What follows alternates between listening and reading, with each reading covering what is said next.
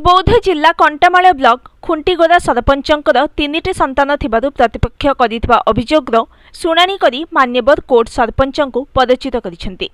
सूचना अनुसार गत 2022 रे अनुष्ठित 30 स्तरीय पंचायत निर्वाचन रे कंटामाल ब्लॉक खुंटीगोदा पंचायतर सरपंच रूपे श्रीमती सुनीता माझी विजय लाभ करथिले। श्रीमती माझी को सरपंच भाव में प्रशासन विजय घोषणा कला परे प्रतिद्वंदी प्रार्थी श्रीमती प्रभासिनी खटुआ कंटामाल कोर्टर द्वारस्थ होई एक मामला दायर करथिले। इलेक्शन केस नंबर 1/2022 रे श्रीमती खटुआ समस्त प्रमाणपत्र सहित अभियोग करथिले जे खुंटीगोदा सरपंच श्रीमती माझींकर 3 गोटी संतान अछंती, जहाकी आईन अनुसार असिद्ध।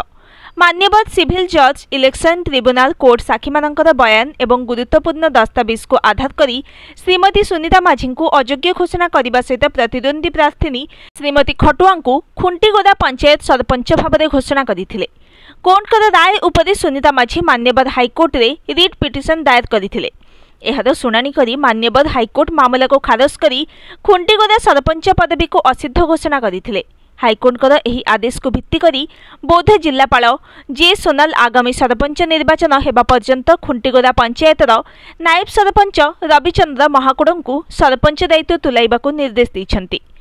Bureau report news today.